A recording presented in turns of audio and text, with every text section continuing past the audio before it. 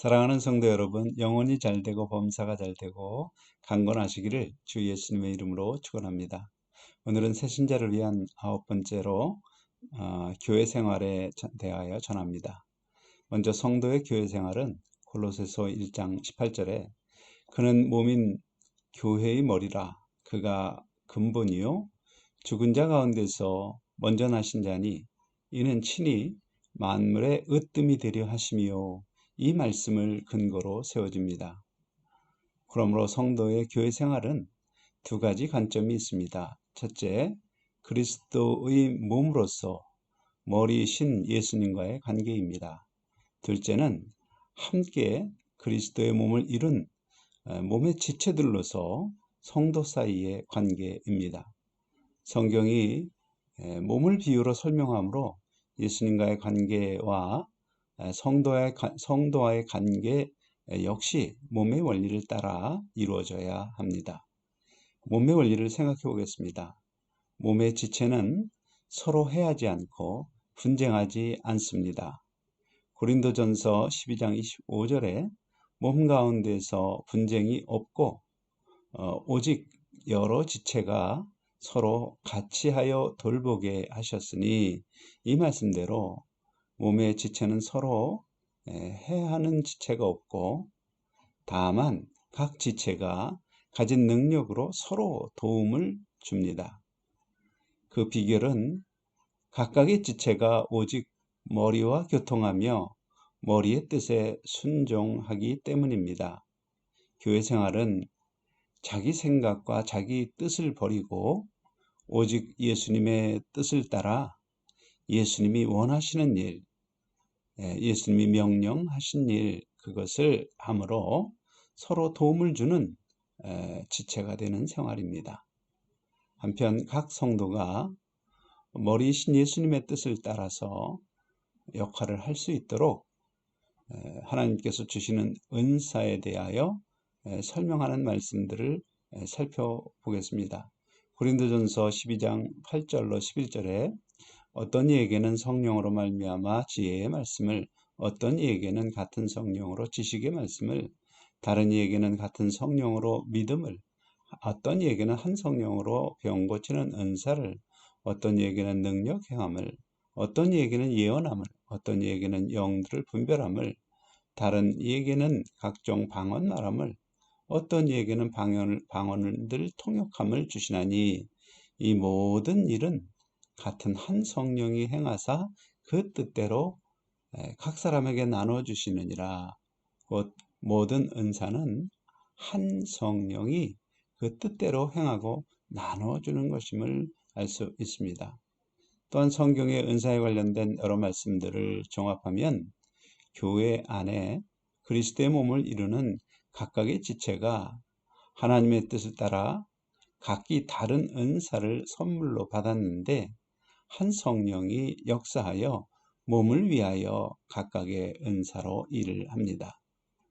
그리고 에베소서 4장 11절로 12절에 그가 혹 사도로 혹 선지자로 혹은 복음 전하는 자로 혹은 목사와 교사로 주셨으니 이는 성도를 온전케 하며 봉사의 일을 하게 하며 그리스도의 몸을 세우려 하심이라. 이 말씀에서 그 은사를 받은 사람들에게 직분을 주시고 그들로 교회를 세우시는 목적이 나타납니다. 곧 그 목적은 성도를 흠이 없게 온전케 하려는 것입니다. 그 방법은 받은 은사로 봉사하게 하는 것입니다. 이것이 하나님께서 교회를 세우시는 일에 쓰임받는 그리스도인의 생활 원칙입니다.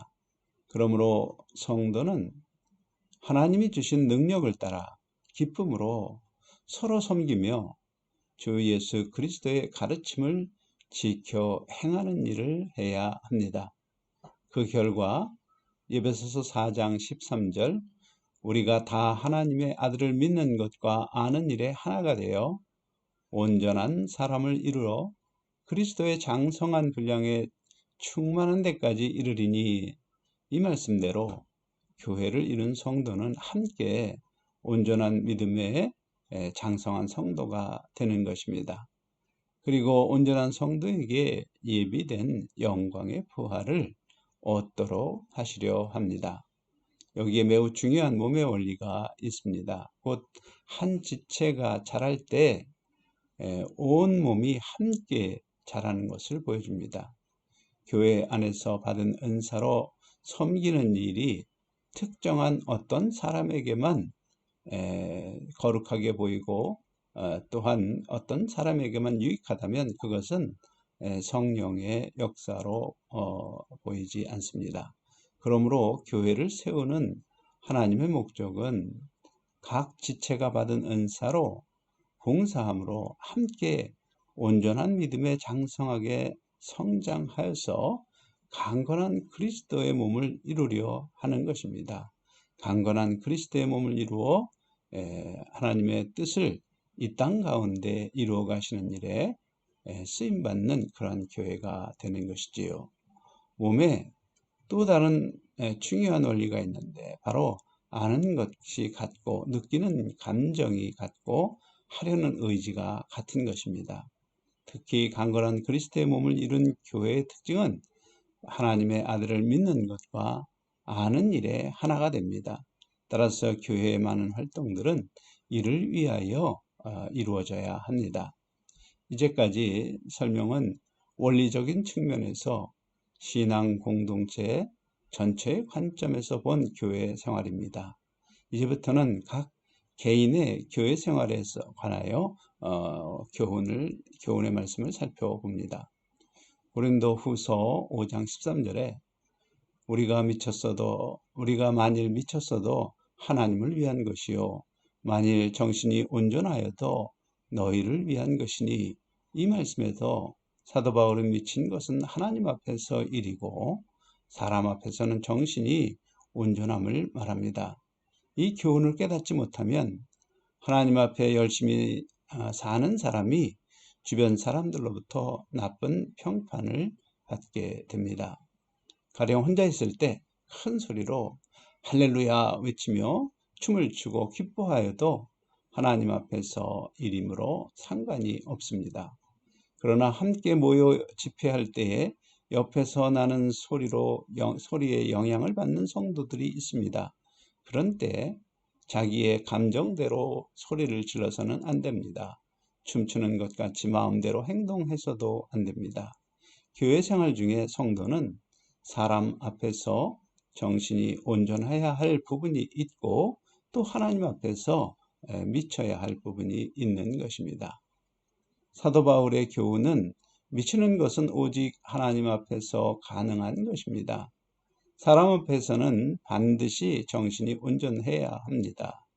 만일 거꾸로 사람 앞에서 미친다면 다른 사람들이 견딜 수 없게 됩니다. 다시 강조하면 우리는 하나님 앞에서 열심을 내는 것과 사람 앞에서 정상적인 생활을 하는 것을 귀하게 여겨야 합니다. 하나님은 이 두 방면의 일을 모두 다 기뻐하십니다. 다른 예로 제가 설명을 보충하여 드립니다. 남편이 있는 여집사가 새벽 기도를 마치고 계속 기도를 하고 있다고 생각해 봅시다. 그런데 집에서는 아침을 먹고 출근해야 할 남편이 기다리고 또 아이들이 학교를 가야 할 준비를 시키는 일이 기다립니다. 이제 출근 시간이 되어도 아내가 돌아오지 않으므로 남편이 아이들을 깨워서 학교 갈 준비를 시킨다고 생각해 봅시다. 그런 날이 비일비재하면 남편은 매일 아침을 먹지 못하고 출근하게 됩니다. 아이들도 밥을 먹지 못하고 등교를 하게 됩니다. 그 후에야 이 여집사가 기도를 마치고 집에 돌아온다면 그것은 하나님 앞에서 미치고 사람 앞에서도 미친 것입니다. 성도는 하나님 앞에 열심히 하면 함께 사는 사람들, 남편이나 아이들에게 마땅히 해야 할 역할을 하지 않아도 된다는 생각은 버려야 합니다. 남편과 아이들이 아내의 돌봄을 받고 아침 식사를 하고 출근하고 등교해야 합니다. 만일 혼자 사는 사람이라면 점심때까지 기도를 해도 무방합니다.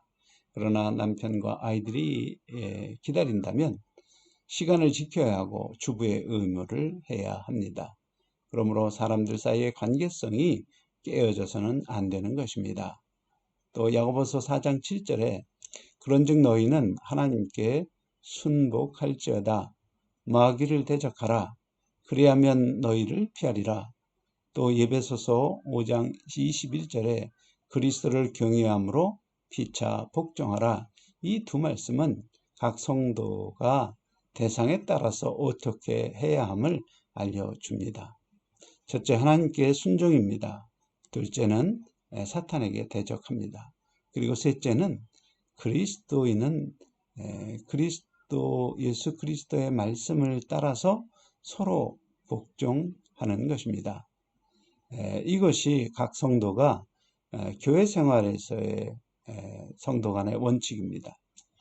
하나님께 순종과 사탄을 대적하는 것은 이해를 하지만 서로 복종하는 것은 설명이 필요합니다. 특히 주의해야 할 한 가지를 예를 들어서 설명합니다. 교회가 어떤 일을 하려고 할 때 다수에 찬성하는 것을 모두 따라가는 것은 인본주의로 흐르게 됩니다.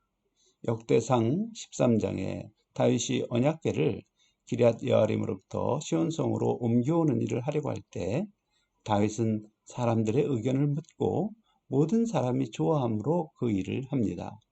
그 결과 언약궤를 레위 사람이 메어 옮기라 하신 하나님의 말씀은 무시되고 새 수레에 실어서 옮깁니다.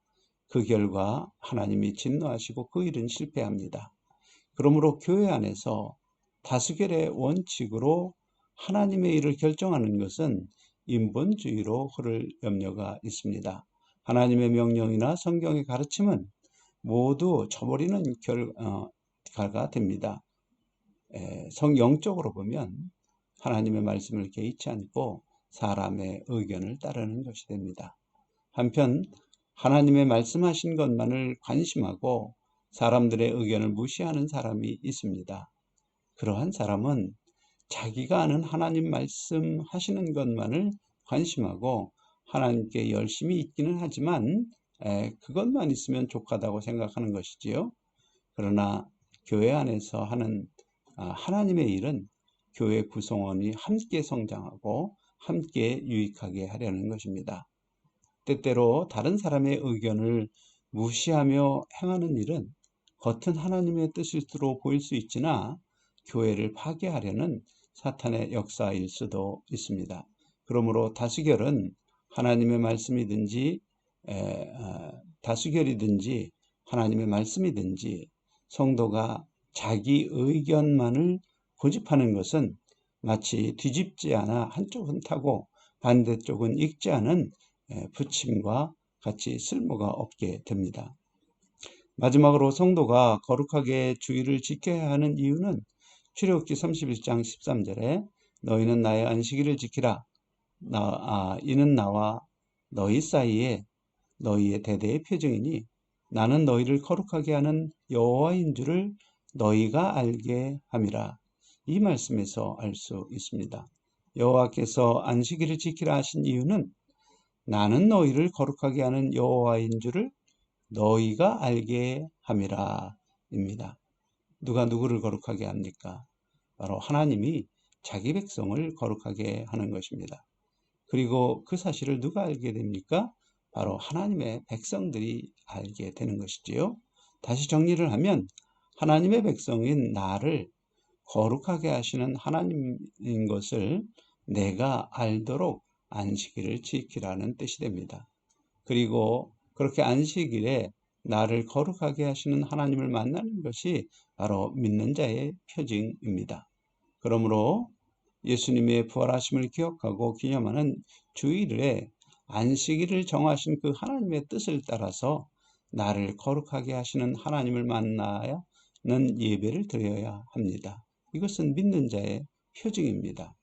곧 내가 세상 속에 살며 죄를 범하고 깨닫지 못하는 나를 예배와 찬송과 기도와 말씀을 통하여 내 죄와 허물을 보게 하시고 예수님의 예수님께서 제자의 발을 씻어 묻은 먼지를 깨끗게 하신 것처럼 성령의 역사로 죄와 허물을 깨끗게 하시는 하나님을 만나는 날이요, 만나는 예배입니다. 어떻게 죄와 허물을 깨끗게 하실까요? 그것은 죄의 종으로 살던 습관이 지혜로운 것이 아니라 죄와 허물임을 깨닫게 하심으로 양심에서 더는 그러한 습관을 따라 살지 않도록 하시는 것입니다. 예를 들어 설명을 하면 경제적으로 우리나라가 어려울 때 고기를 파는 정육점에서 사용하는 저울이 실제 무게보다 더 무겁게 나타나는 저울을 사용하는 경우가 있습니다. 그때 정육점 주인은 스스로 지혜롭다고 생각했습니다. 눈속임이지만 돈을 더 벌 수 있으니 스스로 지혜로운 방법으로 돈을 번다고 생각하는 것입니다. 그런 사람이 예수님을 구주로 믿고 교회에 와서 목사의 설교 중에 선포되는 하나님의 말씀을 들으니 자기의 행동이 거짓이요 속이는 것으로 하나님은 그런 행동을 죄로 보신다는 것을 깨닫습니다. 그때 그의 양심이 찔리고 성령의 역사로 자기의 죄를 회개함으로 양심이 새롭게 됩니다. 그 후로는 저울을 속이는 죄를 범하지 않고 정직하게 저울을 달아서 고기를 팝니다. 그것이 죄와 허물을 깨끗게 하시는 성령의 역사입니다.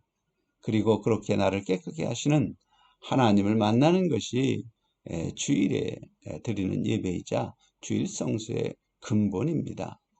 그러므로 하나님을 만나서 듣는 책망의 음성은 나를 깨끗게 하시어 죄로 가려진 복을 주시고 지켜주시기를 원하시는 하나님의 음성입니다. 그 책망의 음성이 나에게 복을 주시고 지켜주시려는 하나님의 따뜻한 사랑으로 느껴지는 성도가 온전한 믿음으로 성장하는 성도입니다. 반대로 책망하는 하나님의 음성을 듣고 화가 나고 기분이 언짢게 되는 경우가 있다면 스스로 내가 하나님처럼 선하고 의롭고 지혜롭다고 판단하는, 생각하는 교만이 마음에 가득한 것입니다. 왜냐하면 화가 나는 이유는 내 생각대로 되지 않을 때입니다. 하나님도 내 생각을 따라야 한다는 교만이 마음에 자리 잡고 있기 때문에 책망의 말씀이 거북하고 때로는 화를 나게 만듭니다. 성경에 하나님 앞에 화를 내는 사람들을 생각해 보십시오. 가인이 자기 생각대로 정성을 다하여 드린 제사를 하나님이 마땅히 받으시고 기뻐하실 줄 알았지만 그 반대로 하나님이 기뻐하시지 않자 가인은 화를 냈습니다. 그리고 그 교만이 장성하여 시기 질투로 동생 아벨을 돌로 쳐 죽이는 죄를 범합니다. 다윗이 기럇 여아림에서 언약궤를 옮길 때 사람들에게 묻고 사람들이 좋아하는 방법으로 새 수레에 언약궤를 실어서 옮겼습니다. 하나님이 진노하시며 울사를 죽이는 일을 당하자 다윗도 하나님 앞에 화를 냈습니다. 그리고 그 언약궤를 가드 사람 오벳 에돔의 집에 주어져 버렸습니다. 스스로 자기의 생각이 지혜롭고 의롭고 선하다는 생각이 자신도 모르게 하나님의 말씀을 버리고 자기 지혜대로 하나님을 섬기게 되는 사람이 되는 것이지요. 그리고 자기 생각대로 일이 진행되지 않으면 화를 냅니다. 그러므로 하나님의 말씀을 듣고 화가 나는 일이 있다면 반드시 하나님의 말씀을 버리고 내 생각대로 하는 것이 무엇인지를 성령 하나님께 묻고 도움을 받아야 합니다. 사랑하는 성도 여러분, 하나님 앞에 드리는 예배는 알게 모르게 하나님 앞에 지은 죄와 허물을 책망하시는 하나님을 만남으로 죄와 허물이 깨끗하게 씻고 하나님의 거룩하신 성품을 닮아가는 성도로 성장하도록 하나님이 부르시는 것입니다. 그 부름에 순종과 충성으로 나아가는 것이 교회 생활입니다.